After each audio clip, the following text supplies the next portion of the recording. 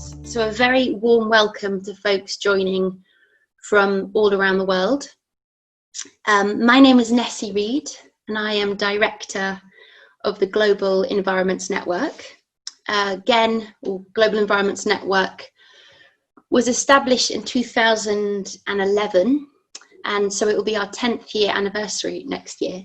And GEN is essentially, as the name suggests, a global network of activists, researchers, campaigners, artists, scientists.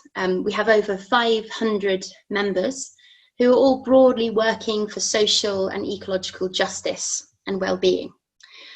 We normally have much smaller in-person events, not more than sort of 30 or 40 people. So bizarrely, this global pandemic that's called COVID has meant that we've actually had a lot more inclusivity and a lot more people joining us, which is really exciting. So this is technically our largest event to date. If you'd like to find out more about the Global Environments Network, please go to our website. And if you're not already signed up and you'd like to be, feel free to sign up to our newsletter, which you can access through the website.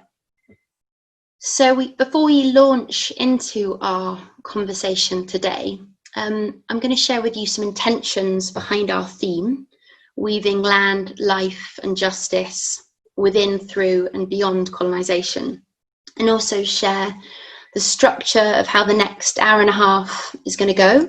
And of course, to introduce our amazing speakers, Octaviana, Wangui and Camille. I'll be sharing information about them shortly and bringing them on. So we'll begin with an opening ceremony to ground us into this conversation, and a time to set intentions and to drop into a space of deep listening and of openness. And then we'll move more directly into the conversation, and we'll finish up with a Q&A and some closing statements from our speakers. So as and when any questions or need for clarifications come up, if they do arise, please can you type them into the Q&A box, which should be at the bottom center of your screen. So the Q&A is for any questions and clarifications, and then the chat is more for any technicalities that you might need answering. Corinne, our member coordinator, who is there as an acronym right now again, but Corinne is there, and so she is there. Give us a wave, Corinne, there we go. Corinne is there to help with any questions or any technical needs, should you have any. So we plan to go on for about 90 minutes from now, but we may go on for an extra 5 to 10 minutes if we do have lots of questions. So if you need to duck out, feel free. Try and stay on, because often it gets the most juicy at the end. But if you need to leave, that's absolutely fine. We respect people's time needs. And finally, on the practical matters, GEN is a non-profit charity, and we survive on lots of love and prayers and donations. So if you do find this useful, if you do have the financial means, then please donate to our global giving page, which you can find through the event link. And it means we can have more events like this happening. So before I hand over to our wonderful speakers, I'd just like to say something about GEN's intentions for the event. And also to really clearly name that, as a white woman in particular, to say that if there are moments that come up that feel uncomfortable, that feel reactionary, to invite folks to stick with it. And the invitation to observe that if feelings may be of any defensiveness, anger, agitation, accusation, whatever remit of human emotions might come up, the invitation to sit in a place of observation. And to say that this is not comfortable stuff. This isn't necessarily meant to be a comfortable conversation, because it's definitely not, and it shouldn't be. And in that unpacking and dissecting the insidious and often unconscious bias and assumptions and perspectives that systemic learnt colonized worldviews bring up is messy work. But in order to break down these systems of oppression that are deeply rooted, that are deeply cellular, some might say, sometimes we need to go to the edge of what's uncomfortable. And again, over the past almost decade now, we really try to invite a sense of creating a safe space that's also a brave space for channeling or for questioning systems that no longer serve and that particularly hold people and communities and groups and systems of oppression. So my final point is to say that something I wanted just to root it into a contemporary context to what's happening right now. For those that don't know the UK context that well, last week in the centre of Bristol, which is a city that I'm from, and it's in the southwest of the UK, a statue of Edward Colston was taken down in protest, predominantly by Black Lives Matter protesters. And it was then rolled through town, through the Bristol city centre, placed into the canal. It was then fished out and is now to be placed, as far as I understand, in the Bristol Public Museum. And when I did some research into Colston and what are the records of what Edward Colston was, it says very much clearly that Colston was a trader, he was a merchant, and he was a philanthropist. And it then later says he also happened to be a slave trader. Edward Colston, allegedly, from what we know, transported around 85,000 people and brandished his initials on each one of those people's chests, those slaves' chests. So he was remembered as a great philanthropist, but he wasn't in fact named as a murderer, which he essentially was. And in Bristol there are many schools, not one school, many schools, music venues, streets named after him. And personally, as a Bristolian growing up, Colston was described as a merchant and a slave trader, with the latter implying that a trader meant someone who dealt in commodities, not humans. And nowhere does it state openly and first and foremost that he was a slave trader and also what we would call today, some would call a mass murderer. Now, I'm aware my opinions are strong, but it's something that I feel it's important to name as to some of the intentions behind this. And interestingly, to say that a few days following this incident of the statue coming down, a group of folks came along on their motorbikes and stood outside the cenotaph, a World War II monument, to say, we will defend this. So they were conflating essentially a World War II monument with a statue of a known slave trader. And the reason I'm citing this example is because I think it represents a denial and a willful confusion. And I don't mean to assume everyone, and I'm aware that language is very problematic and inflammatory, and I don't mean it to be all the time, but I think it represents a clinging to a belief that ultimately, in some minds, that, well, colonialism was okay because it created railways and it created paperwork and all these things. So that's just something I wanted to name on a personal element. But we're not here today, A, to hear me speak, and B, to have a debate or a panel. This isn't an academic discourse of what's right and what's wrong, about whether the colonial empire did good or did not. It's a conversation, and it's an opportunity of deep listening to hear lived, real stories and experiences, not facts and figures, to explore and to understand ways through and beyond colonisation. So at this point, I'm really delighted to hand over to our wonderful speakers, who will take it from here. We have Octaviana Valenzuela Trujillo. Octaviana, I hope I pronounced that all right, but you can correct me. Octaviana has been involved with GEN, I think, almost since the beginning, and has joined us for lots of events.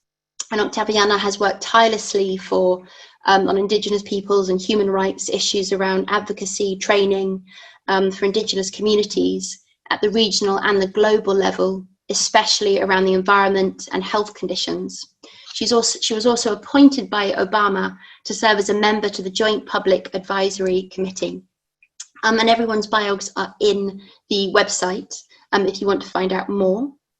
I'm just going to give an overview, because I always think it's when the chair tries to explain the panelists, it's always hard because they've just got so much amazing work. So sorry if I don't think I'll do justice to everyone's work. Wangui wa Kamonji. Wangui is called to be a retriever and a restorer of indigenous African life ways and practices.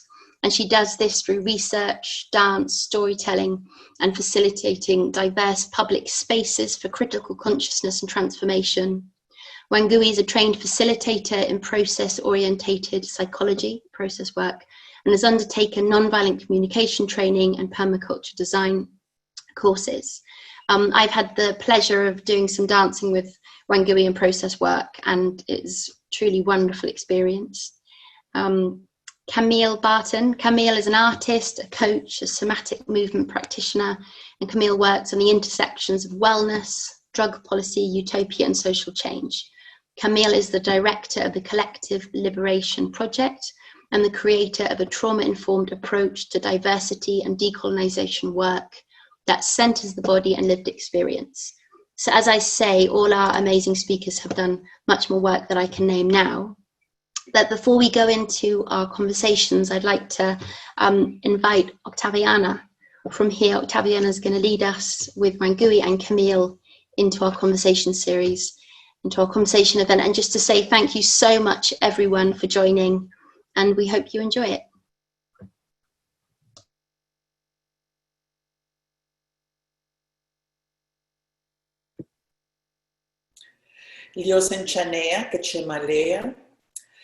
May the Creator bring us all together today to have a good conversation and many more conversations on healing Mother Earth and all of humanity.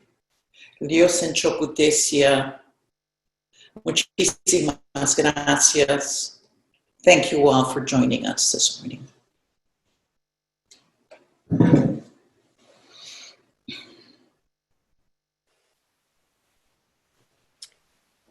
To open, I would like to offer a song and a prayer to water. I'd like to remember all of the elements, air, fire, water, earth, without which we could not be alive. And especially to ask that the water hold us in this conversation, cool what needs to be cooled, break down what needs to be broken down, and help us with our flow. I'd like to offer a song along with this. Yemaya sesu, asesu yemaya, yemaya olodo. Olodo yemaya, yemaya sesu, asesu yemaya, yemaya olodo, olodo yemaya. This is a song from Yoruba traditions. Nyemaya is Orisha of the oceans to which all waters flow, from which all waters come. May she hold us in this conversation. Ashe.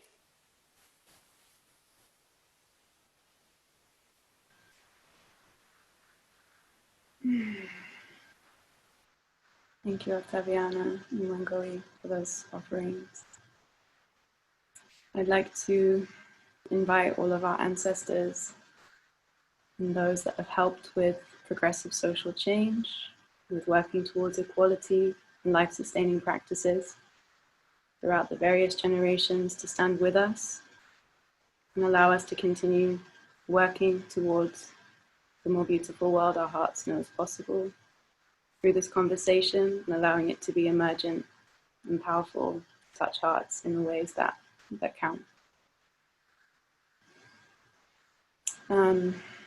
This has been a very challenging 2 weeks for me personally, and for a lot of people I'm connected to, and a challenging year, challenging few hundred years, actually, if we're real about it. But it does feel that we are in a moment where there is opportunity to acknowledge and really see all of the areas in which suffering has been going on for a long time, and there's a lot of attention around it. And so as painful as it has been, maybe will continue to be, to really look at these things in the face, I think that we do have an opportunity to create change, to depattern some of these harmful ways of being with each other and with other living beings and with the earth, and to really feel into the world that we want to live in and the agency that we have to kind of make that possible. So I hope that this conversation can be a stepping stone towards that. To add on to what Nessie spoke about briefly in the beginning, I think we often don't pay attention enough to how colonization also exists in the body. How racism and sexism and various forms of oppression, ableism, how they all really sit in our bodies and relate to how we judge other bodies, who we see as safe, who we see as dangerous, who we see as worthy of life or leadership. And so sometimes when we have conversations about these difficult and sometimes taboo topics, we may feel sensations arise in the body. We may feel discomfort or agitation. And so again, just inviting everyone on this call to really breathe into that. Try and stay with your breath, stay with your body, and just noticing what is coming up for you. This can be uncomfortable, but I think another framing that I like to give is that with this work, we have an opportunity, as with all conflict, to actually come into more closeness with each other. And that can be liberatory. So I think with moving through that, with staying with it, there is an opportunity for closeness, for intimacy, and for weaving deeper forms of care. So thank you for being here with us. I'm going to kick us off and offer the first question. So inspired to be in conversation with both of you. So the first question is, what is or has been your experience of colonialism? And how have you met colonialism in your life? And where do you see its trails?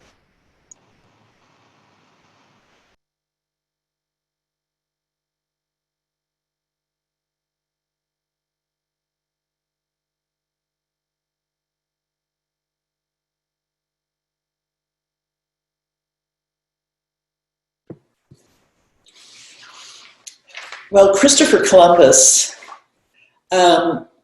came to the Americas hundreds of years ago, and thus began the colonization of many of the indigenous peoples of the Americas, North America, Central America, South America as we know it today. And so it's always been very much part of struggles, policies, and continue colonization of so many indigenous peoples when they're trying to retain their life ways, their language, their territories. And we still have these struggles even today in the 21st century. I am Yaqui. I was born and raised in a small village here in what we know today as Arizona. And in my experience, you know, we have here in the state of Arizona in the United States, we have 22 tribal nations. And as an educator, I have confronted colonization in many ways, but as an educator, I have always worked in having our culture, our languages, being very much part of the understanding by non-Indigenous peoples And so I have developed curriculum, have done professional development with educators, and especially with teachers that work with children, young adults, because unless there is a better understanding of who we are as Native Americans, then, you know, those conflicts, you know, do happen. And they can continue to happen even today. But I hope that with the work going forward, that we continue learning from one another.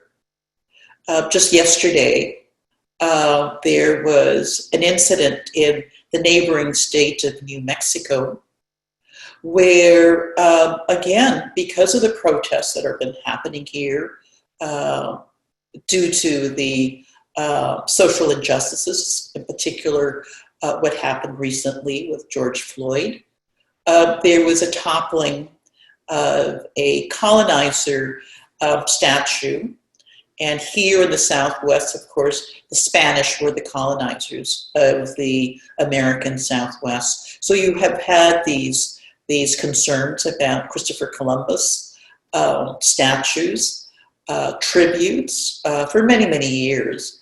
So you see some of these tributes have been toppled, as well as other colonizers here that were here in the Southwest, and because of just what has happened to us as a people.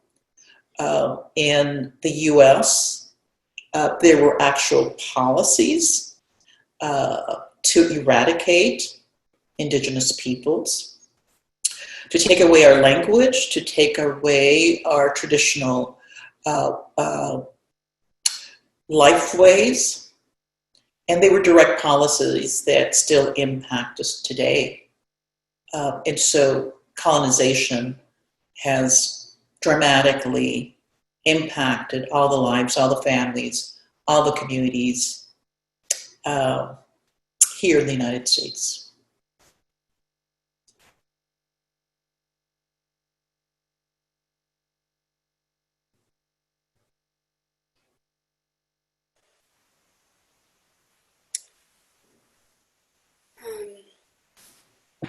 For me, the question brings up the prospect of a journey, and I think how I have met colonialism in my life. I was born in a small town outside of what is currently the capital of what is currently Kenya, the state of Kenya. And I am the child of 2 generations previous. I have never counted, so I might be wrong. My grandfather, my grandparents were the first to be in urban centers. And these urban centers, Nairobi itself, colonial city, is a creation of colonialism. And so for me, I grew up removed from what one might consider rural roots, and direct connection with indigenous practice.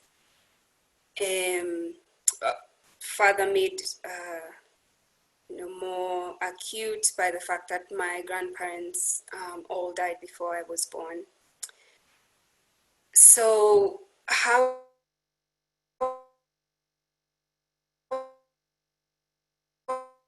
I'm passed through the gaps, through the absence of conversation around colonialism, the absence of conversation around the absence of acknowledging, the breadth and depth of what colonization meant in this African context, beyond what was, covered in our school books in a cursory kind of way. So, where I see colonialism's trails in my life and my experience has been one of I say sounding the silences, or sounding out the silences, which was a journey of questioning, what are these things that have never been spoken about? What are these things that we are silent about? What are these things that no one has ever told me? And going beyond what was in the books, and a significant part of that, of how then I began to meet the true face of colonialism, was through listening to other people's stories, through listening to the stories of colonialism as it played out in the Americas, actually. When I took, a class in undergrad on I think it was called From Conflict to Revolution. It was about colonialism in South America or Latin America. And through listening to other people's stories of colonialism, I began to connect my own unheard story, my own untold story of colonialism, and then went in search of that. And in that way began to meet, those places, those losses, those wounds, those traumas that colonialism inflicted, where they showed up as the loss of indigenous spiritual practices, the loss of indigenous foods, the loss of, in our indigenous life ways, and not just the life ways, but also the value for those life ways. That what was lost was not just the practices, because you can create new practices. I think a more painful aspect of what was lost, or where I see the trails of colonialism to this day, is in the loss of value.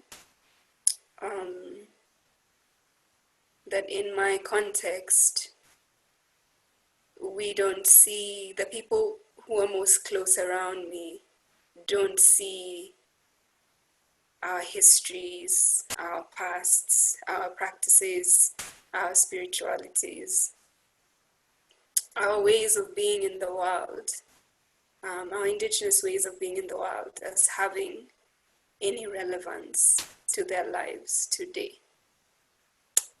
So I think for me, that's the trail that I hold the most closely. And that's the trail that in my work I try to address. Yeah. And what about you, Camille?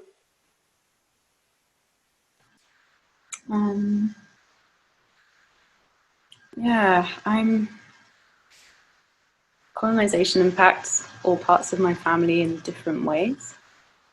I suppose the two most dominant and most kind of recent histories of colonization are both for my Nigerian family, my Yoruba family, and also my Guyanese family. My grandmother was born in Guyana, which is next to Brazil and Venezuela, but is often considered part of the Caribbean or the West Indies. So I have these, two kind of interconnected experiences of colonization in my family that have different impacts and manifestations. Unfortunately, I didn't grow up knowing my Nigerian family because my grandmother took my mother and her other children to England when they were quite young, I think during the Civil War in Nigeria and the war for Biafra, which again relates to colonization because the Western powers at the time were actually supporting the Yoruba people to oppress the Igbo people, because in Biafra, which was a state the Igbo people wanted to create for themselves, had a lot of oil wealth. And the colonial powers, mainly the UK, but also France, had a lot of input and fingers in pies, as they still do now, with oil wealth and many other resources on the continent. But they didn't want to let the Igbo people have their own nation of Biafra and actually to divide those resources. And so there was a civil war, a very violent Civil War. And it was around this time, a few years after this, that my grandmother took my mother and my aunts and my uncle to England. So I grew up really much more in a Guyanese context. And it's only been in recent years that I've been looking into the history of my Nigerian family and the impact of colonization on Nigeria specifically. In the Guyanese context, I mean, my grandmother was born in 1934 in Georgetown, in Guyana, which was still colonized at that point. I think it was well up into the late 1960s. Guyana has a huge amount of resources, as many colonized countries do. It usually goes hand in hand with why they're colonized to begin with. And yeah, listening to her stories just around the ways that the indigenous Amerindians of the land were pitted against the descendants of enslaved people who'd settled there, and pitted against indentured sort of laborers who'd come from India and China, and these kind of racial hierarchies and different sort of privileges and scraps that were thrown to people in order to really,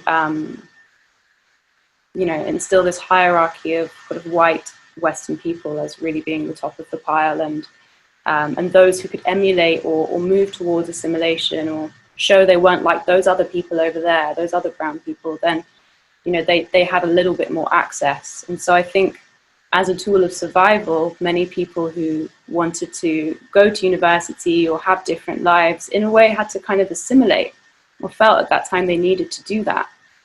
An example my nana tells me is that to go into the library where she grew up, I think it was a racist thing, but what they would say in the library is you could only go in if you were clean, if you weren't dirty. And this basically meant there was a policy where if you were black, you weren't allowed into the library. If you're indigenous or something, not allowed into the library.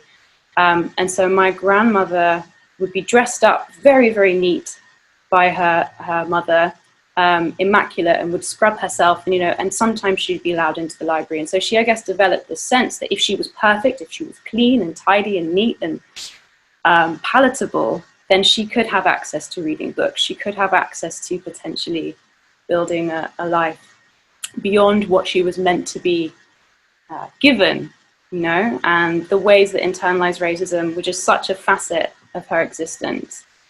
And my grandmother did a lot of amazing anti-racism work in the UK and helped introduce multicultural education into the UK curriculum, and really spent a lot of her life doing that, probably because of these deep wounds and the ways that, you know, from such a young age she was told, well, you know, this isn't really for you, and if you try really, really, really hard, then maybe you can go to university, and maybe you can do this. And so, you know, she was the exception, not the rule.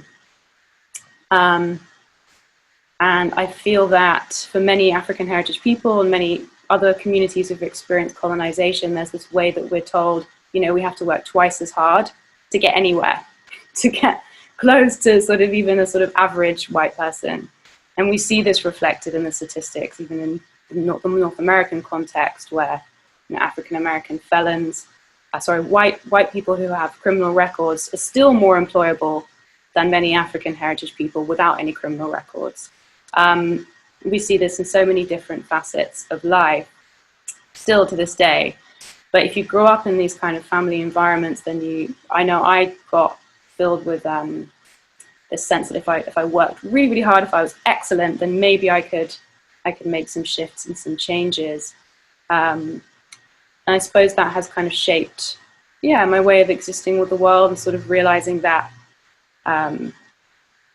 there's a lot stacked against me or people like me, and that I have much more access than many other people who have similar backgrounds. But yeah, the sense of needing to kind of jump through lots of hurdles and sort of push away the pain and the painful experiences, and just continue trying to, yeah, meet the opportunities as they arise. I suppose one more small anecdote that links me to an ancestor from my Nigerian side is I'm quite interested in drug policy or plant medicines, and really making sure that people who have been colonized can return to have access and communion with plant medicines again, because for many indigenous communities, working with plants in ritual was part of our spiritual practice, and still is for many indigenous communities.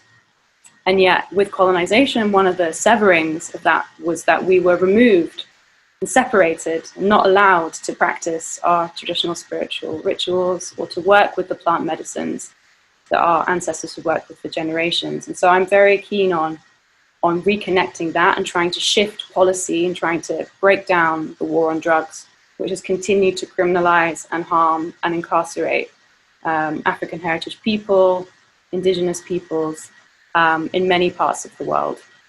And I was really heartwarmed to realize that one of my ancestors, my great-great-great-grandfather, Oguntola Shapara, grew up in colonial Nigeria and actually ended up managing to study to become a Western doctor. He's, I think, the 8th doctor in Nigeria that studied in the UK and then came back.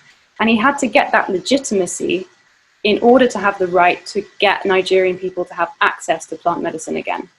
He was able to change that law, but he had to go through this assimilated process, suffer a lot of trauma and barriers in order to have the agency to try and bring back something which was our birthright for our people. And when I reflect on his story, it feels very similar to me, the position I feel in sometimes of what do I need to do? How many hoops do I need to jump through in this system to have the agency to just repair what should already be our birthright in our communities? And it feels very unfair to me, and I think is a direct way that colonization still impacts my experience, and I can see it's impacted many of my family members. So I'll leave it there for now. Well, thank you, Camille. Your work resonates with me tremendously. Your work and Wangui's work as well.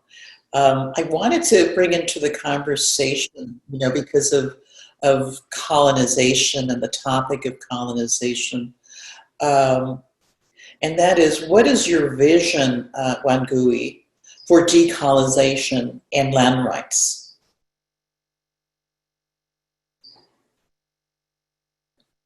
Wangui? Hi, okay, I'm back. I think so.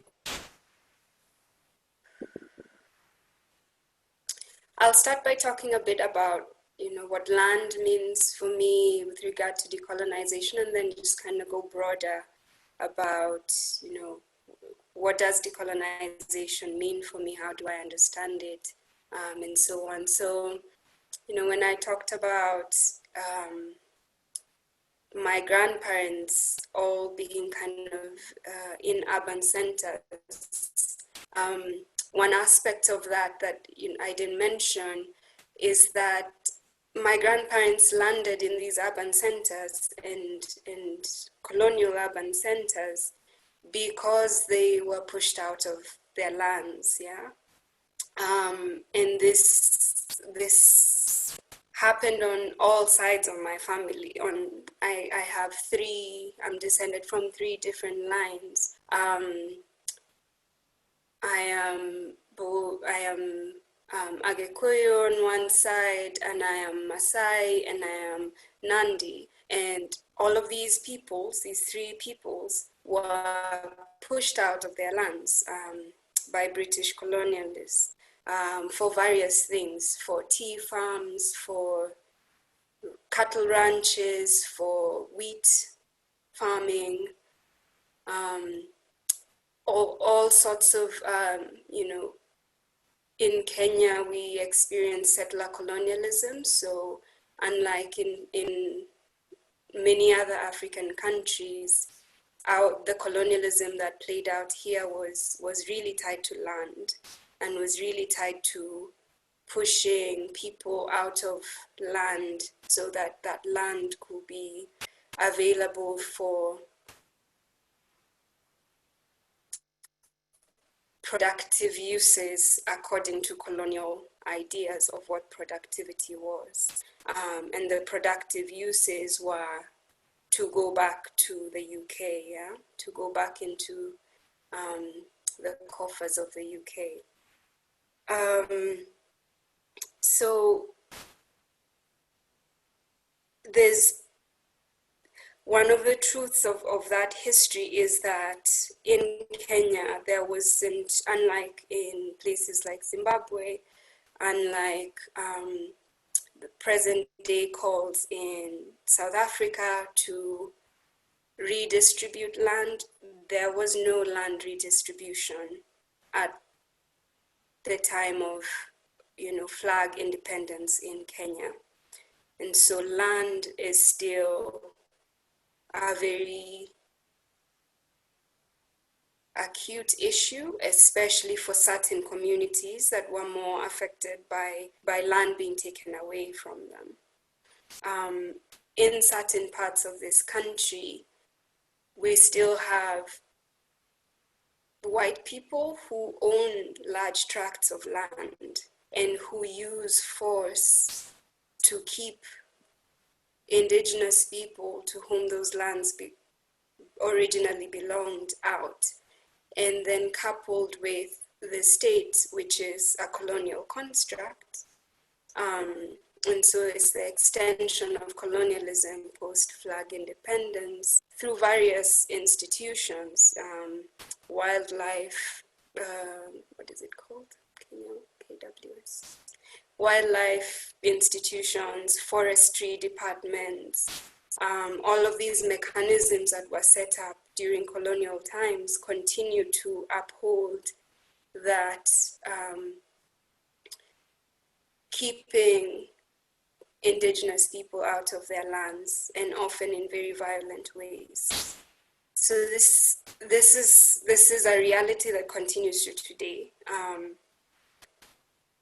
But going more broadly to speak about how I understand decolonization, how decolonization begins to make sense for me.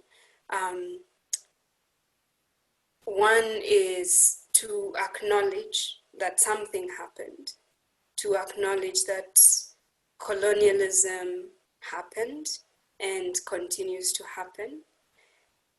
And I think this is a really big thing because with the silences that I talked about earlier, there's this assumption that, well, nothing happened, or at least if it happened in the past and doesn't affect me now.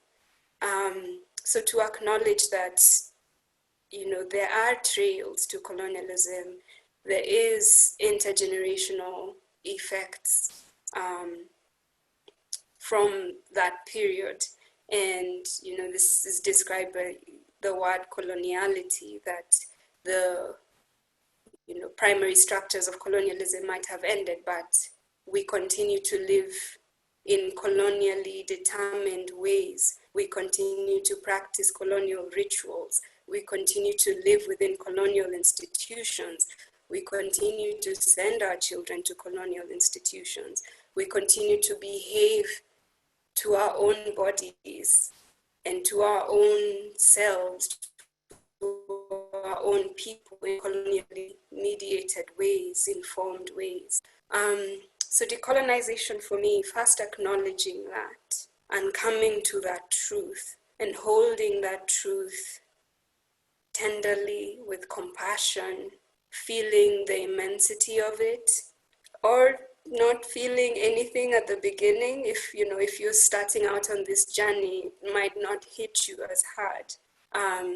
But as you go along and to realize, all of the things that have happened and that you've lost, but also all the potential, just to be open to that and to have practices of holding that and holding myself, holding that history with compassion, feeling the pain of it, feeling grief, holding that grief.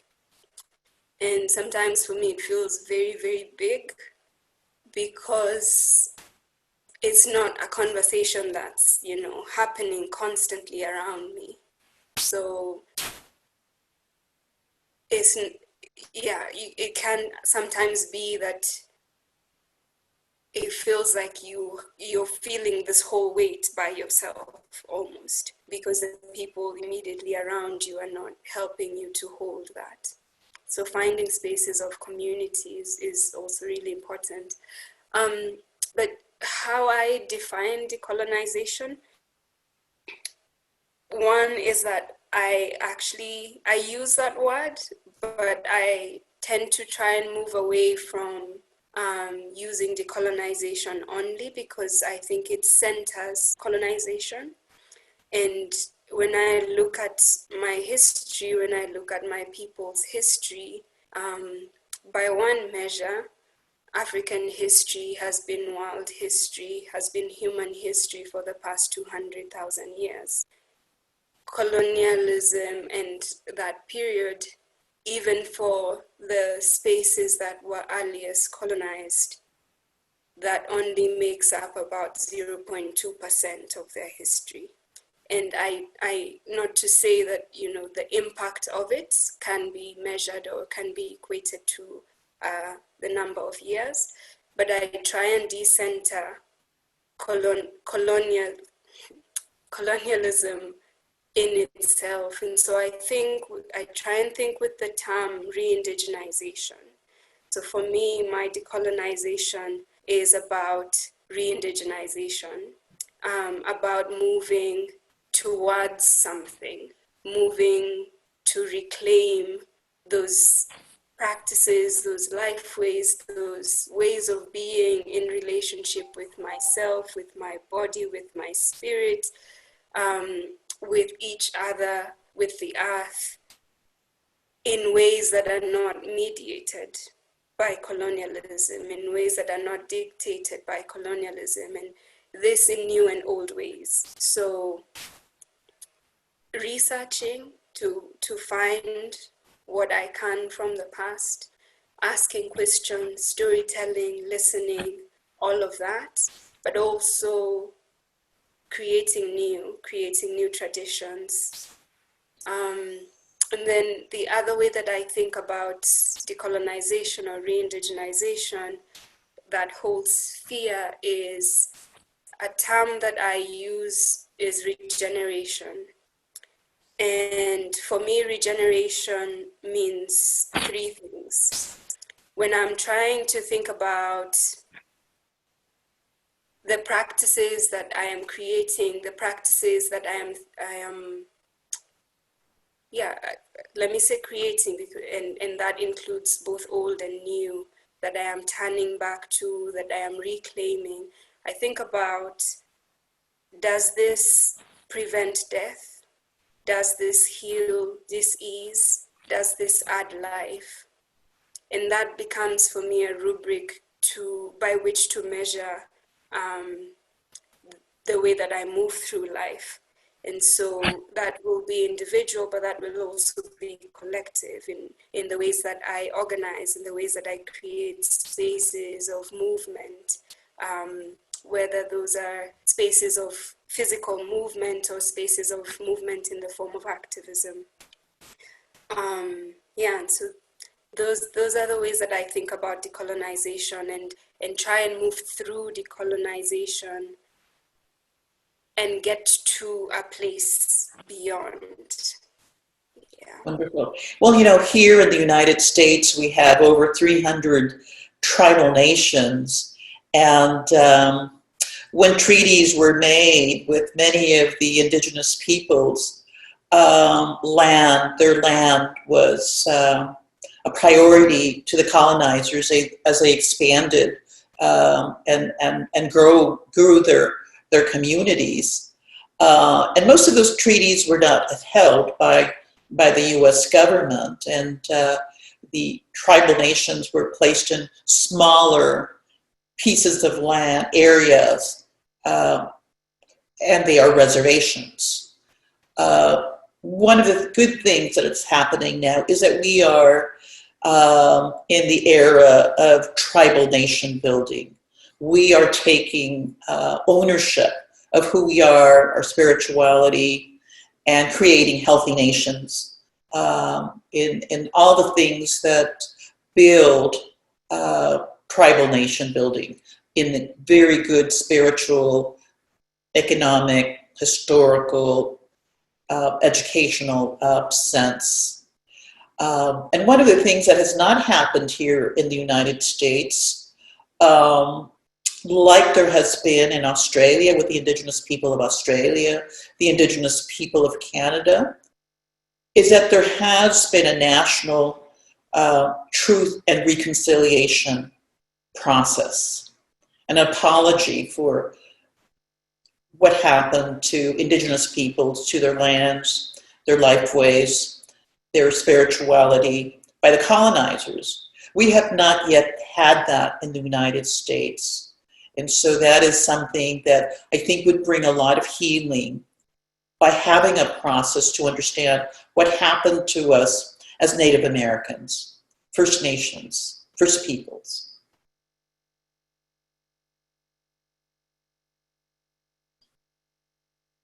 Camille, do you want to add anything to, any more comments to this area of decolonization and land rights?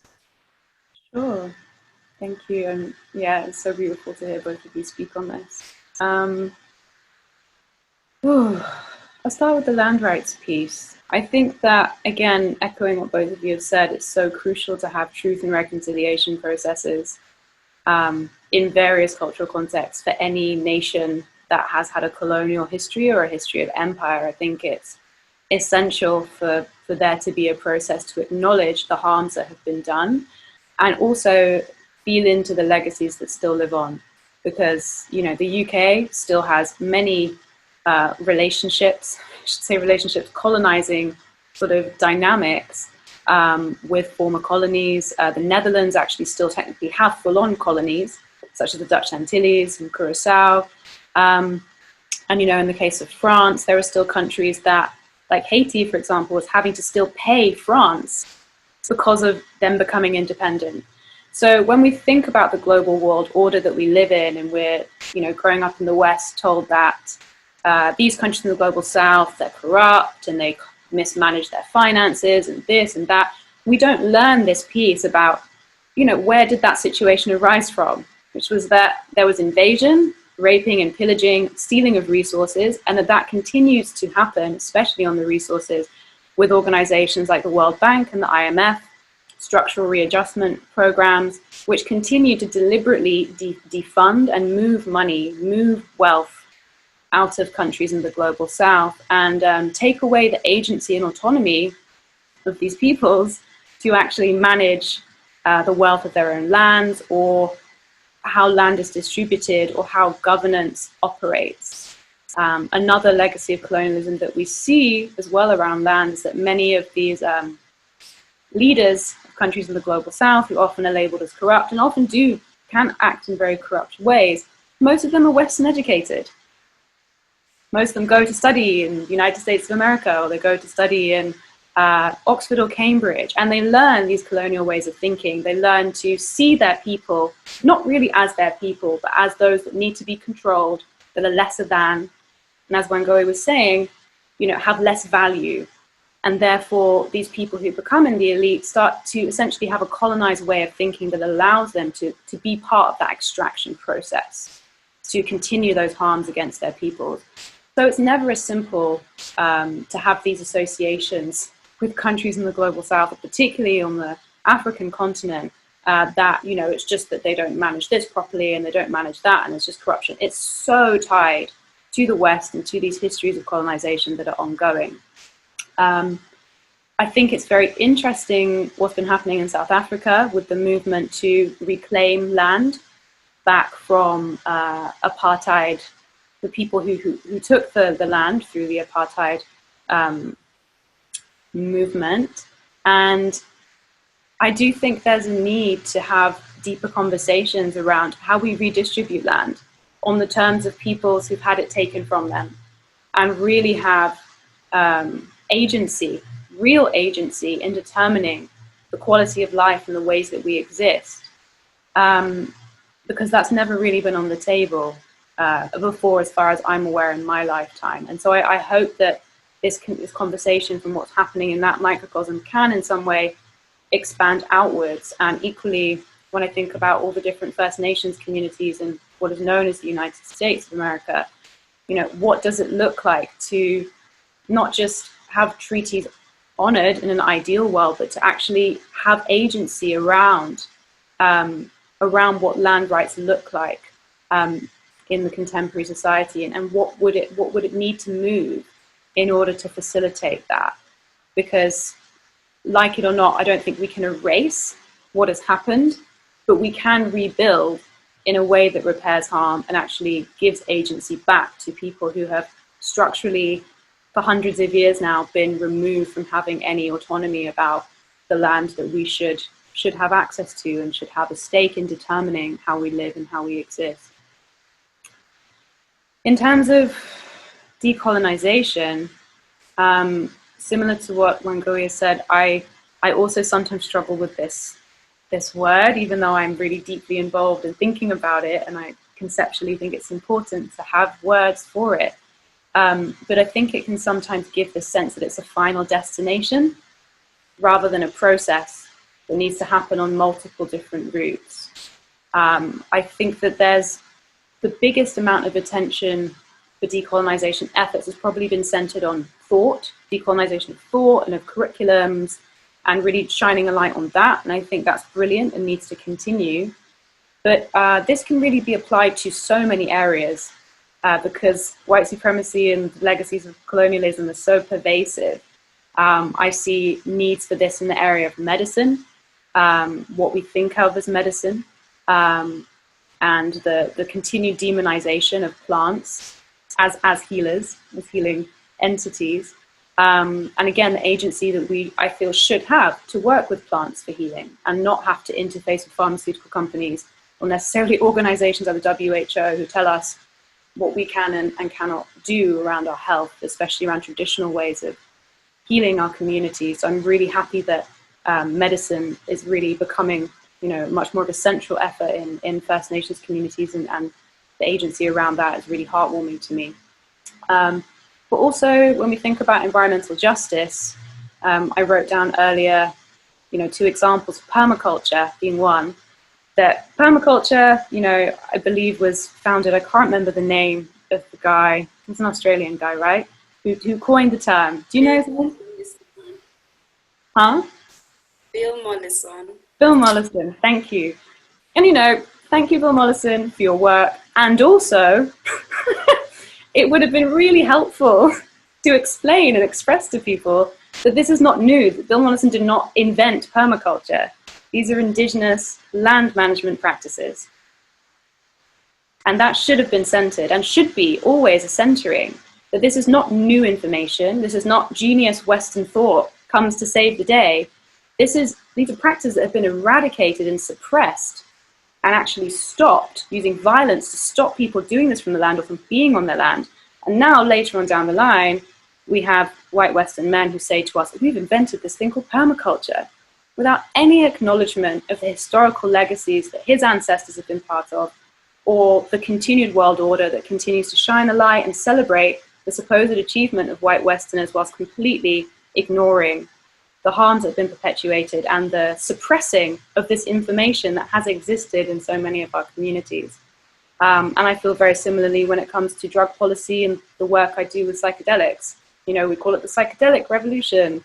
It's like, well, indigenous communities have been the holders and the keepers of this medicinal knowledge for thousands and thousands of years, and their descendants continue to be oppressed by the war on drugs. And yet, where are the people in that movement? I mean, I know some of them, thankfully, but there's not enough people in that movement who are really acknowledging this historical legacy and the continued harms that come to the descendants of these people. So I think decolonization as a process can be applied to so many different issue areas, and also really needs to have a holistic approach to also think about our bodies and the ways that our bodies have been shaped to move through the world and to signal dominance or superiority, often for those of us who grew up in a Western context or for people who have been raised to believe that they are white and they're part of this body of white people.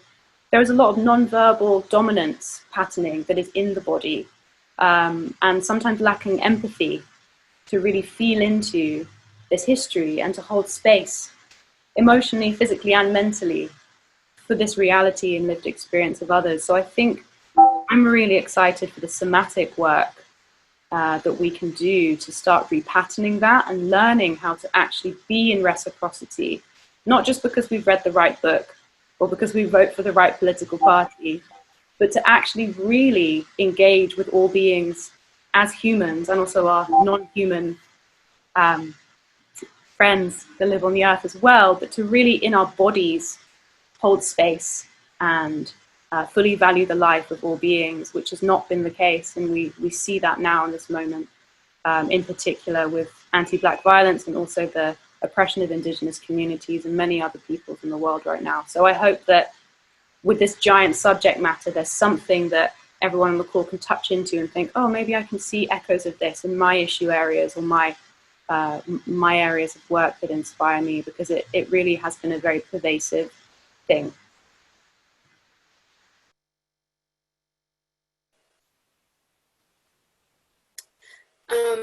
I would love to just like touch on some of the things that you just said, Camille, before I ask the next question.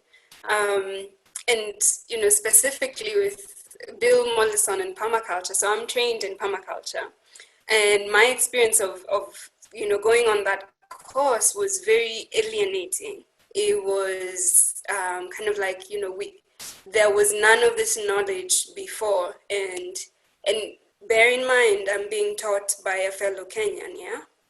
None of this knowledge existed. We didn't know anything.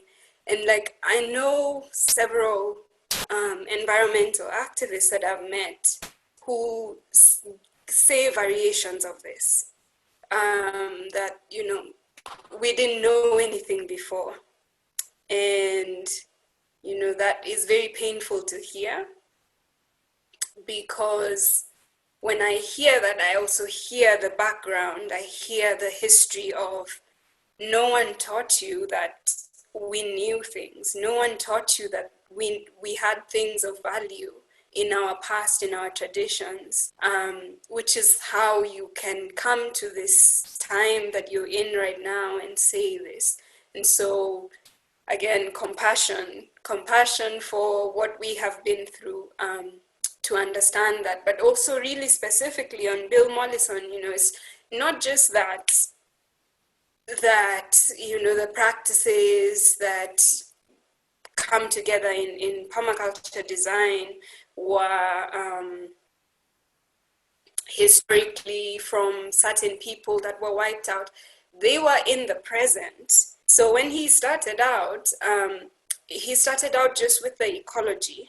And, permaculture people today will tell you there's 3 permaculture principles: earth care, people care, and fair share.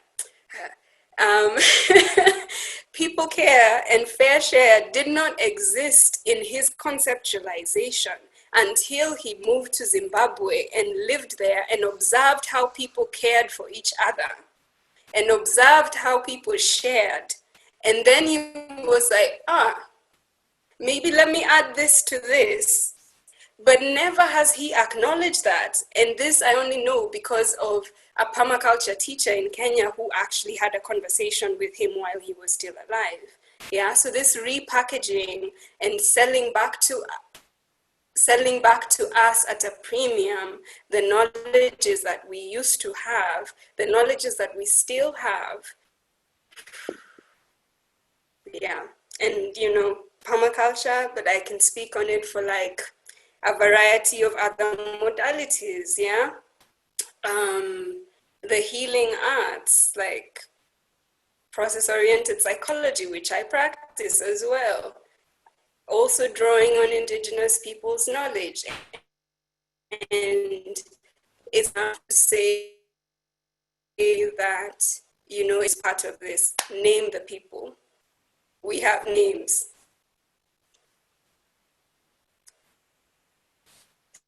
So yeah, just to say absolutely, with that aspect. And I think this is part of, okay, my internet connection is unstable. Okay, no. This is part of the ways in which the silences grow bigger, and we further and further lose sight of our own value because we think what's out there is better, or it's sold back to us, and we think because it has a price tag on it, probably a big price tag on it, that it's worth more. So those, those very inner places of healing and healing that wounding, for me is really important. And I also wanted to in on land rights and bringing in the question of environmental justice. That I think it's a question that I don't know if there are any answers. The autonomy, the decision making of the people from whom land was taken, in these discussions around what do we do with land. And one of the most insidious ways in which land, just two examples in my context in which land continues to be in the hands of people who took land away from indigenous people, and they continue to hold like very prime land, which you're not allowed into, which, is with the conservation industry, and I call it an industry. In Kenya, like, it's really acute, and other people can speak to this like way, way better than I can, but there's all the conservancies, all the media publicity to get you to, donate money to save elephants from the native people, but, how come they're there if the people had not been living with them all along already? So the conservation industry is one big still colonizer to this day, in my context, still holding a whole lot of land. And then the other one, and this is, potentially dicey, is the Catholic Church. There's parts of my city, Nairobi, that I walk through, and one day I walked down a road. For those who are familiar with Nairobi, Karen, I walked down a road and counted 1, 2, 3, 4, 5, 6, 7, 8. I think I got to maybe 16. And just one stretch of road, 16 seminaries, monasteries, convents, or things of that nature. And they're sitting on prime land. Like, that land is the most expensive in our city. And this was land that was crisscrossed by some of my ancestors, my pastoralist ancestors before. And there hasn't been that conversation in the church about how the church aided, abetted, promoted, supported colonialism, This goes back to the histories of Octaviana's people. That was sanctioned by the Catholic Church, like literally cut down the world in two. Treaty of Tordesillas. Oh, Spain, you get this side. Portugal, you get this side. Who made you, who gave you dominion over the earth? And that conversation has never been had. And that accountability has never been taken. And not just with words, because words are cute, words are nice, but they can just be thrown around very easily and very carelessly. With action. I would love to see that land go back to somebody, go back to communities to whom, who were in relationship with it before. And in that process include, which is another section of what decolonization for me has to mean, a process of repairing community, a process of repairing relationship, because it's true. We have been wounded, and if we do not acknowledge that we carry these wounds and that we carry the colonizer within us, which is what you are referring to with internalized oppression, then we will act in the ways of the colonizer. We will be the colonizer to ourselves, with each other, with the land. And so hand in hand, repairing the people and repairing those relationships. It's going to our next question. I would love to know from both of you what practices, what rituals, what helps you weave and reweave what was loosened by colonization on both an individual and a collective level? What helps you imagine or create that beyond, that future, that presence that exists beyond colonialism? Well, for me, I'm very aware of cultural appropriation, the doctrine of discovery. When I hear both of you talk about land rights and what has happened in our homeland, I have been involved collectively with Alianza Indígena Sin Fronteras, Indigenous Alliance Without Borders. The US-Mexican border is about an hour south of where I am today in Tucson. And the current administration, the Trump administration, is forging ahead and building this massive wall between Mexico and the US.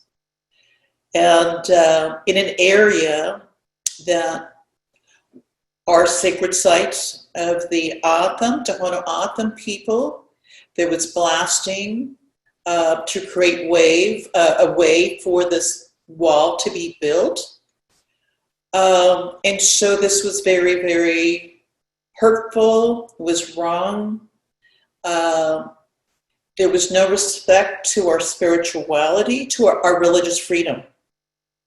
And religious freedom is very much part of the American constitutional mandates that govern the way of life here in the United States. But right now, our religious freedom is being stepped on by the desecration of these sacred sites. So prayers, blessings still have to continue for Mother Earth, for all of humanity.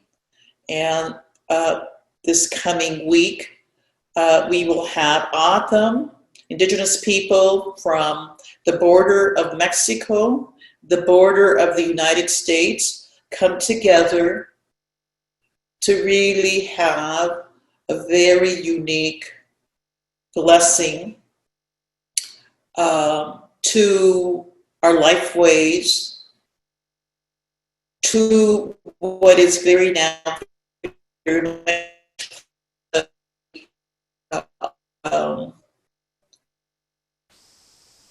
sacred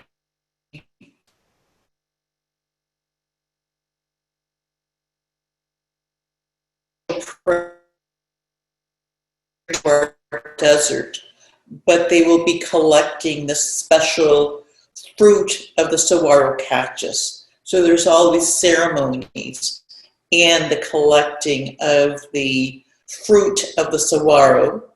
And the saguaros only grow in this part of the world. And so the saguaros are very much connected to the life ways, the spiritual essence of the O'odham people. And so to bring indigenous peoples together in a very unique way, in a very safe way, to acknowledge this relationship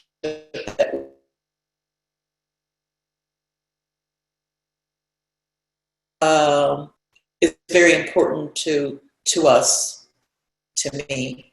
And so it gives me great honor to be collectively healing Mother Earth and healing what's happening now at the border. Thank you. I'm really excited to hear about that work. It's very beautiful and inspirational. In terms of practices, I think I'm gaining a lot from returning to Ifa, which Wangui will know what I mean. But Ifa is a philosophy that underpins a lot of indigenous religions and traditions that are kind of indigenous to the West African context. And it kind of exists and underpins many of these religions that were kind of kept intact in some way, but often re-emerged, reimagined with people who were enslaved during the transatlantic slave trade. And so in Haiti, you have Haitian voodoo. In Brazil, you have candomblé. In certain parts of Latin America, you have Santeria, Lukumi. And these all kind of are underpinned by Ifa. And Cuban Yoruba as well. And then you still have people who practice in Nigeria. And for me, this has been, beautiful to kind of understand the science and philosophy of my ancestors more.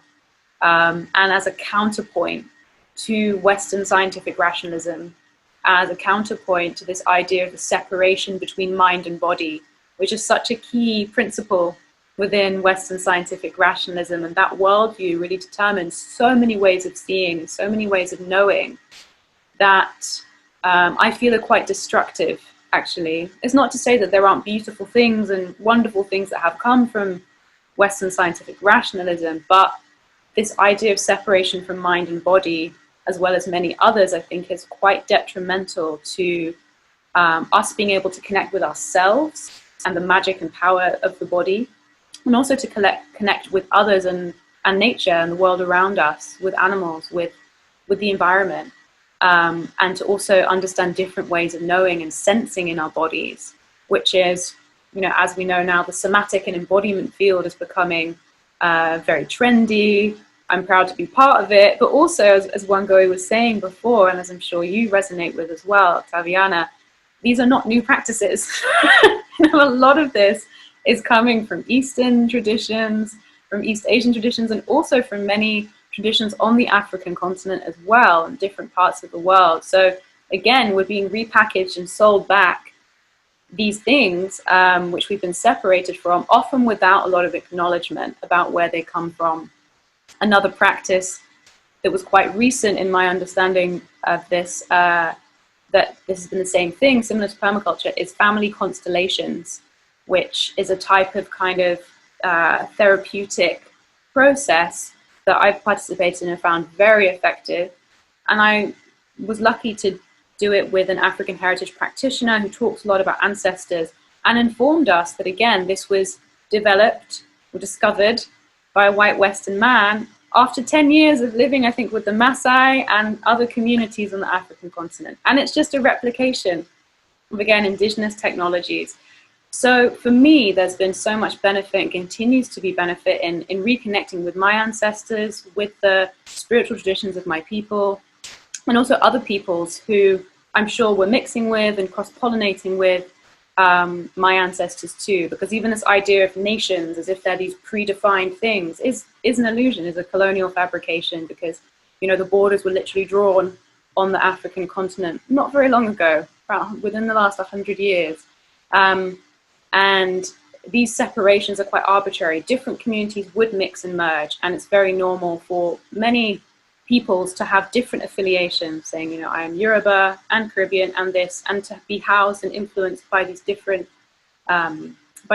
ways of being and knowing. So that's really helpful for me, and a practice or way of thinking that's facilitated that for me as well as Afrofuturism.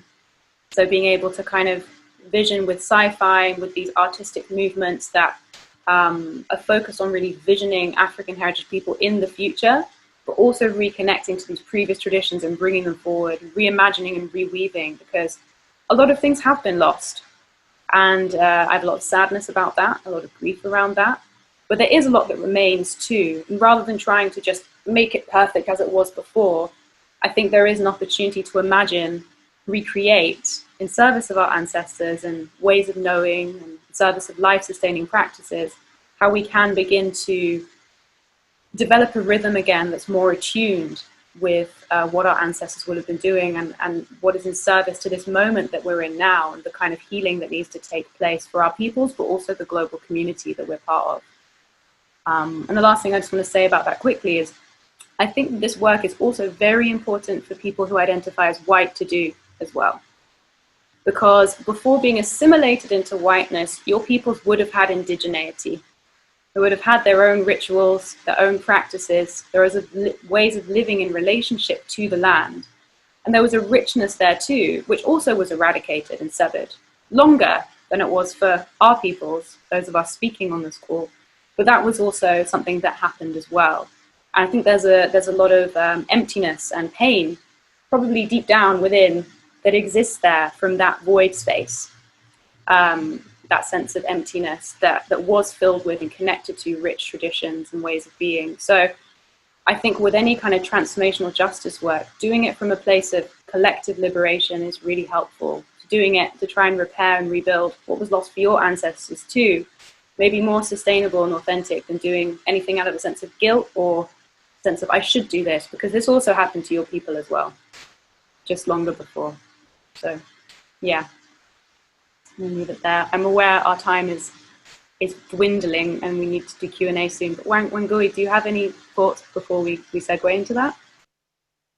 Yeah, just really quickly, because both of you have covered things that I would have shared as well. For me as well, reconnecting to African spirituality has been extremely important. On my journey, on my re-indigenizing journey. I often say, one of the most kind of acknowledged or known works of writing on decolonizing in the African context is Ngugi wa Thiong'o's Decolonizing the Mind. Really well cited, well known, all of that. But I keep coming back to, we've been decolonizing the mind for over 50 years now, but we're still talking about decolonizing the mind. Like if it doesn't get to the body, if it doesn't get to the spirit, we'll continue just talking about decolonizing the mind. So for me, one of my central tenets is it can't just be up here. My decolonizing, my re-indigenizing cannot be from the neck up only. If it doesn't trickle down, I'm not doing it. It's not actually, if it doesn't trickle down into how I move through the world, into how I am in relationship with other people, with the earth, with my own body, with my own spirit, it's not happening. I'm just saying fancy words. I'm just saying nice vocabulary, but it has to fundamentally change me. So for me, embodied practices are central. What am I cooking? What songs am I singing? Coming back to my voice and singing. Ceremony, rituals, the old ones that I can find, and also the new ones that I create, because spirit is always in conversation with us. So listening, coming back to a practice of listening with all of me and not just listening in the ways that I was taught in school to listen. Really important to say, I think for me, is that I claim all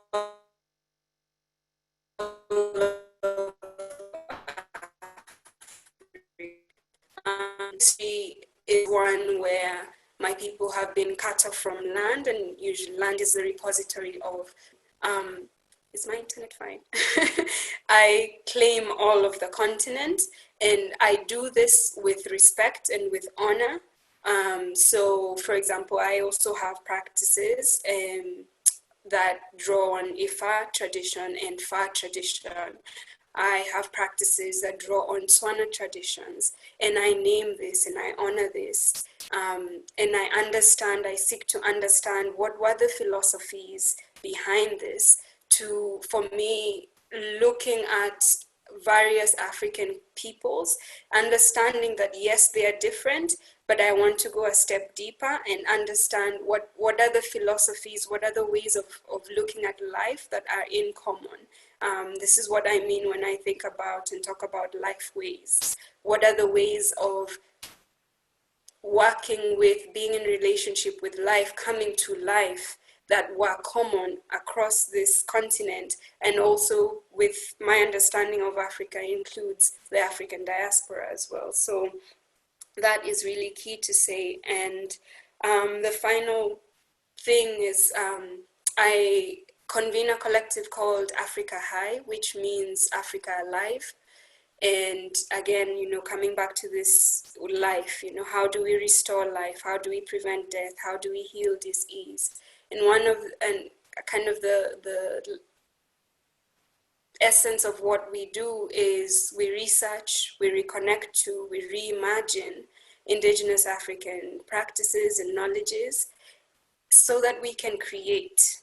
And so for me, creating is really key as a practice of how we get beyond, whether that's creating new communities, creating new ideas, creating new stories, creating new songs, that I have to be in a process of creation.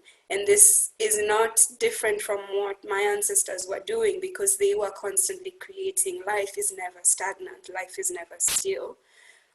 So absolutely creating, and I look to, and honor the people who write futuristic works, and I love that they see us into the future, and I try to do that as well in my own writing. So whether it's creating writing as well, and yeah. So I think, yes. Maybe we go into Q&A now. Thank you so much, everyone. And it was interesting, just as I was about to try and say it's Q&A time, you all actually naturally started to speak to a lot of the questions coming up. So you did that in a really fantastic way. So thank you for that. Over the past hour or so, I've been taking a note and looking at the kind of some of the key themes that have come up. And we'll be sharing what some of the questions and some of the comments were after this. And so a lot of the general feedback has been massive solidarity and thanks, and that people feel a great sense of identifying and relating to what you're all saying. And you'll all see that feedback after, or maybe even now. So just to recap, or just to go over just a couple of the themes that maybe all three of you may want to speak to briefly.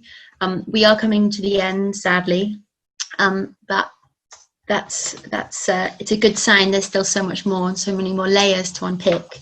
A couple of the elements are around the theme of reconnecting with elders and how one even steps into that process. And a lot of people, not so much questions, but comments around this thing of coming into an awareness of intergenerational trauma of colonization is incredibly important. And I'm so glad as movement practitioners that we've touched on, and particularly you've touched on the idea of somatics and how what you said, Wangui, about these practices have to be embodied. They have to be embodied with the spirit and the body, and not just the decolonization of the mind. And then another question and comments have been coming up around white folks and those who identify as white. One question was, is it helpful? Is it useful for white folk to be thinking about decolonization and re-indigenizing ourselves? And I just would like to point everyone to an article that Camille has written for us called The Violence of the Void, and also The Ongoing Grief of Colonization. They're short, snappy articles, but I personally found as a white person incredibly useful, particularly The Violence of the Void, about how we can do our own ancestor work. Other questions around what are some of the practices and rituals for reconnecting, which you have already talked on. And one final question which has come up is the role of the connection between women, sexuality and sensuality in the context of colonization. Now, I'm sure we could actually have a whole day week, month, years, about this theme, because it's something that as women, that's one shared thing, that so much of our ways of being and bodies have been colonized. So that's a broad overview. If we go on for another 5 or 10 more minutes, just to say, I'm sorry, folks, if your answers, or if your questions don't get answered, but there can be follow-up, there can be dialogue. We'll share all of the questions, if you're happy with that, in the comments after this. So if there's any responses or closing remarks from you three, that would be wonderful. And then we'll just finish off with a closing reading. You know, when I think about how do the youth connect with elders, I think about what we've done at Northern Arizona University. I was asked to come and help in the development of a new academic degree program called Applied Indigenous Studies, and it is very much about tribal nation building. How do we work with young people and having them receive a degree from a Western institution of higher learning, but in that essence, just bringing both the traditional and the Western knowledge so that we become stronger in who we are and the work that we're going to do, because we want to have these graduates, these young people, return to their home community. It could be in the urban area, because we have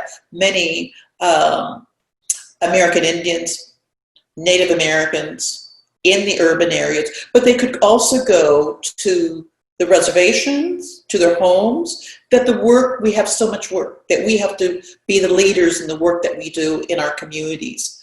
And so we always had traditional scholars,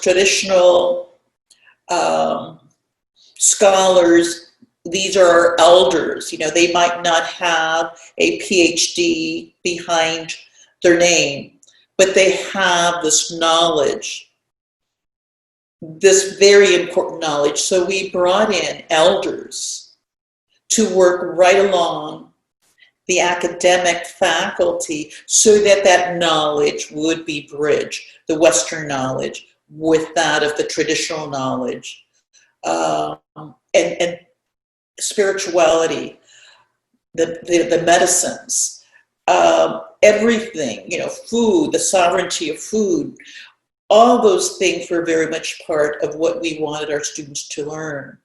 We also have in the United States tribal American Indian colleges and universities. And these are actually universities that are very much part of what is important to Navajo, what is important to the Lakota, what is important to the Salish. They have these universities on their own homeland, and they decide on what curriculum, philosophy, all those things that are very important to that community, to that tribal nation. So I think this is very important to the work that I do with the younger generation, because we need both.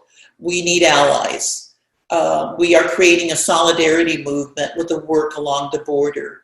So the younger generation is helping us use the technology that perhaps I may not know how to use to create these digital stories, to really help us in bringing allies, creating the solidarity movement to stop the wall that is creating humanitarian, biodiversity, all these issues that are not good for any of us. So I think there's so much work to be done, but we need everyone. We need allies, and to create solidarity for the work that we do.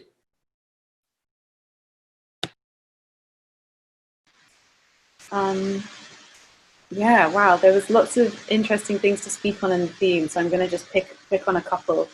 Firstly, if you're interested in more about embodiment and inequality and how that shows up, There's a little bit more of a deeper introduction I've just posted in the chat, which is the talk that I did for the Somatic Movement Summit.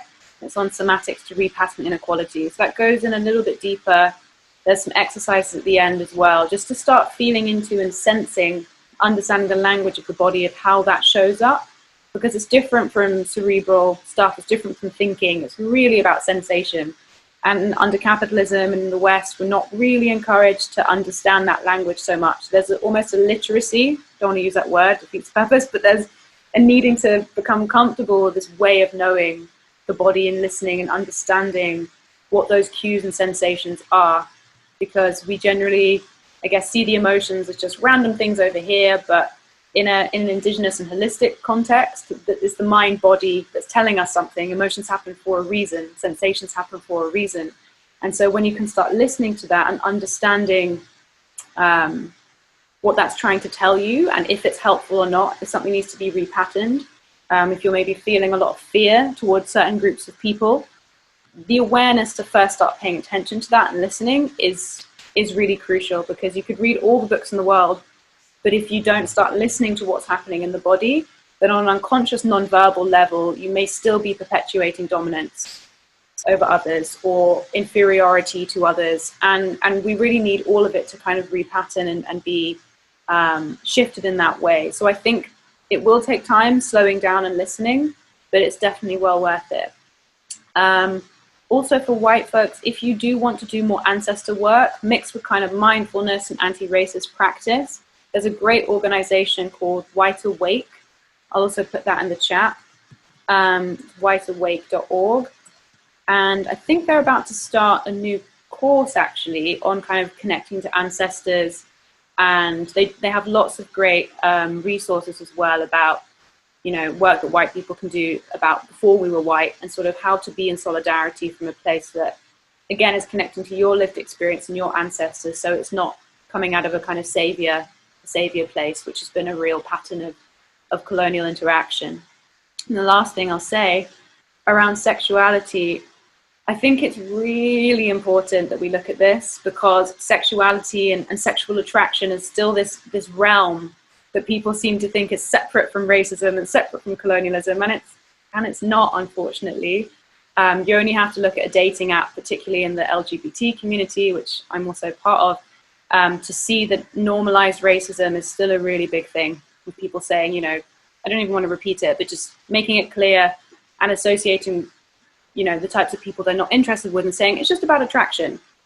I would argue, and I've experienced for myself personally, is as I've done decolonization work and healing work around this, my attraction to all peoples has completely shifted from, as a younger person, being someone that was mainly attracted to white people to actually feeling a lot of that shift and move, and that's not where I am anymore. So from personal lived experience, I can attest that I think these things are tied into oppression, but it can be challenging to unpick that. And I think also this myth that, you know, sleeping with or being married to or having children with someone of a different racial group somehow means that that racism doesn't apply to you or coloniality doesn't apply to you, again, I think is very misjudged, given the long history of rape and different, you know, interracial happenings and couplings that were still happening during enslavement and during colonization. So this idea that means that, you know, we just love people and there isn't any of that at play, I think is also misguided. And so as someone that's grown up in a family with lots of interracial relationships, there can be love and it can be beautiful, but that work also needs to happen, because it does, time and time again, I've seen play into power dynamics and unprocessed trauma. So I think that it's definitely worth looking into and understanding just how much repetition is going on when we look at the field of sexuality and intimacy as well.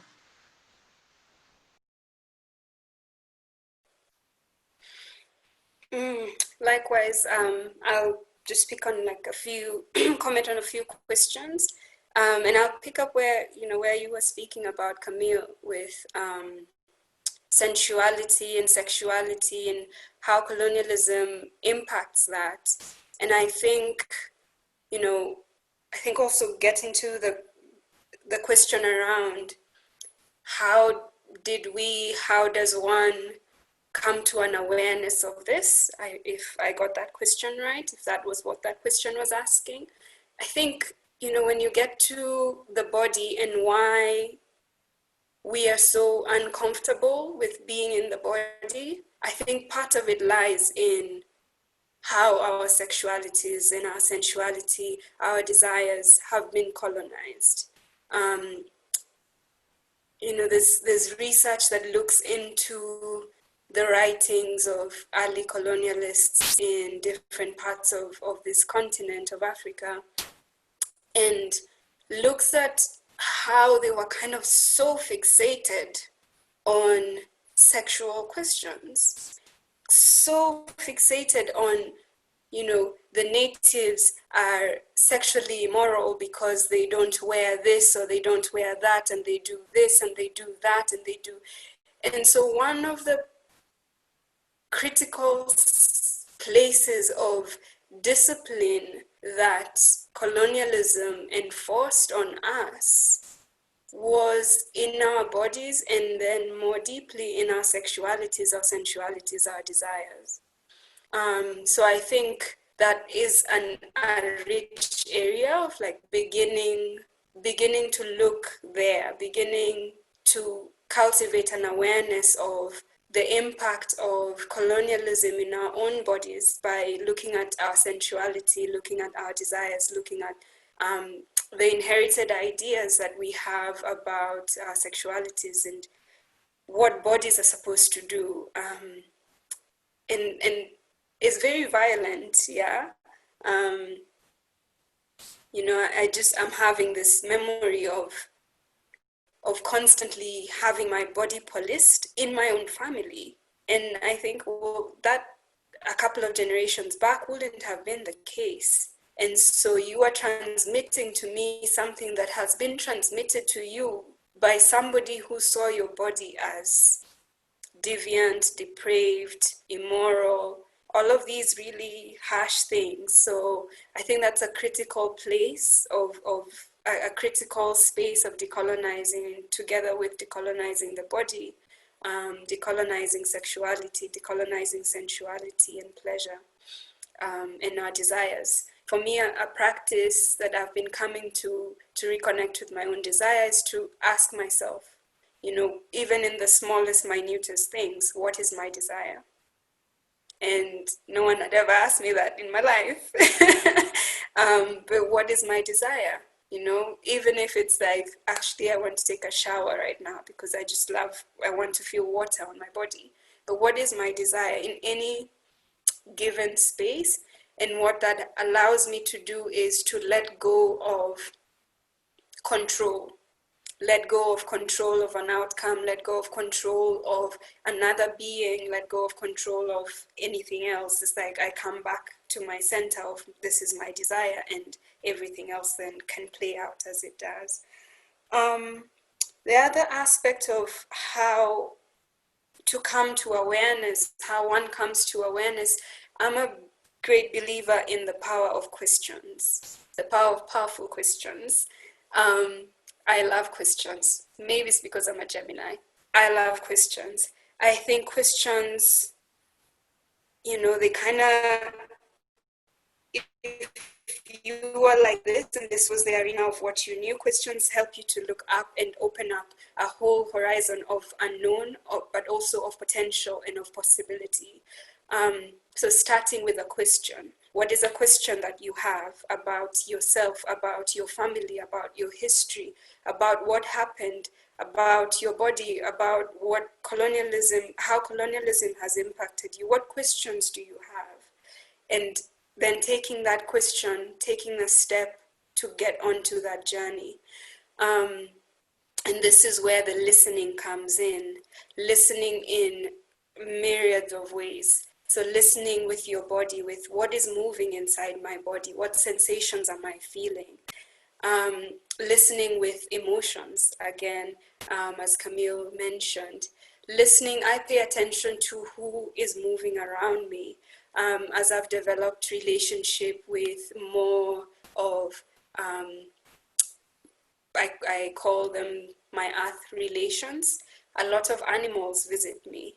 And especially when I put a question out, I'm asking this. I pay attention to who comes, who visits me, and I listen to them. What are they doing in relationship with me? I listen to the elements, wind, fire, water, earth. So these are different ways you can listen, indigenous ways of listening, yeah? Indigenous ways of knowing. And then coupled with the question asking and the listening is to be open to what comes in response. That depending on how long you've been within like that rational mind, enlightenment derived, separation of this is rational and it has to make sense. It might take a bit longer, or it might be harder. It's practice. You stay with it. You stay with it. You stay with it. You come back to it. You come back to it again. You come back to it again. And in like water on rock, slowly, slowly, something begins to happen. Yeah. And finally, story. This is another way of listening, but story. And I think I want to really highlight that listening to the stories of other people, for me, was critical to how I came to awareness. And listening in the ways in which we tell stories in indigenous practice, in the work of a story is for me to not only be amazed by the story that is being told, but also for me to see myself in that story. And I do that because I'm open, I'm curious, yeah? So listening to, for me, it was first listening to the stories of hey, it's tiring. The stories of colonization as they happened in the Americas, and the listening to the ideas that went with why, the things that were made up to make colonialism make sense, listening to that and then being like, oh hell, that was what happened to my people. So like I said in the beginning, sounding out those silences. Where is the silence, and where can I go to listen? Where can I go to hear? What stories am I listening to, and how is my story predicated in that story? And then taking that journey, asking those questions, and holding yourself with compassion. And then this is really critical,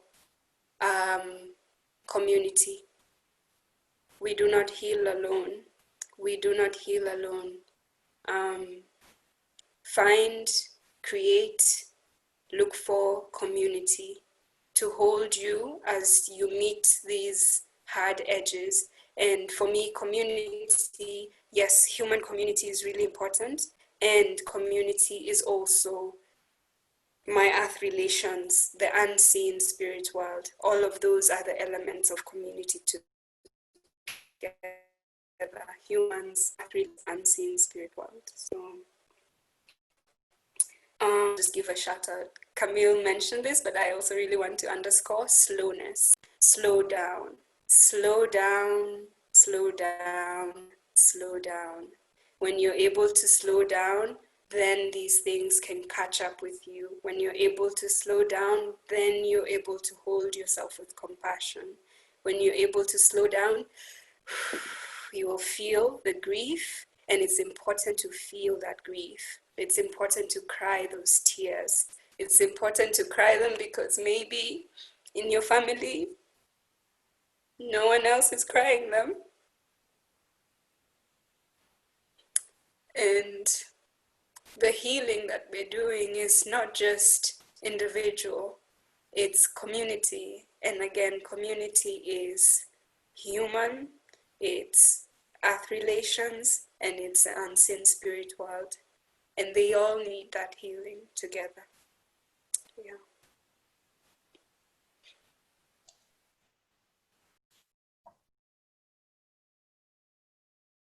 Wow, Wangui, thank you so much. Thank you. It's so beautiful. And I love the way you've really highlighted this point of holding oneself with compassion and making time for that listening and making time for that grief. I feel like it's something, it's a conditioning that grief isn't allowed. It's like it doesn't fit in with the industrial complex of capitalism. Grief and capitalism don't go well. So thank you so much. And I don't want to draw this to a close, but I need to, probably because you all need to have a rest. And so just to draw in, I just wanted to offer a poem by one of my favourite poets, Derek Walcott. He's a West Indian poet, and he spent most of his life in Trinidad. He was awarded the Nobel Prize for Literature in 1992, and it speaks to me a lot about what's come up today, particularly about slowness and returning back to what we know. Love after love. The time will come when, with elation, you will greet yourself arriving at your own door, in your own mirror, and each will smile at the other's welcome and say, "Sit here, eat." You will love again the stranger who was yourself. Give wine, give bread, give back your heart to itself, to the stranger who has loved you. All your life, whom you ignored for another, who knows you by heart. Take down the love letters from the bookshelf, the photographs, the desperate notes. Peel your own image from the mirror. Sit, feast on your life. So I'm afraid, sorry, we've run over time, but I hope you've all enjoyed and got a lot out of this. And just to say that any of the links, the resources, what our panelists, our amazing speakers and sharers have offered, we will be disseminating in the next week or two with a recording of this session. So thank you so much. I'm sure if we were all in the same room together, we'd all be able to hug each other and see each other and touch, but there is a whole group of people listening, and we've had over 100 people join. And thank you so much, Octaviana, Wangui, Camille, thank you so much for bringing your stories, your hearts, your lived experience. And yeah, stay in touch, everyone. And thank you again.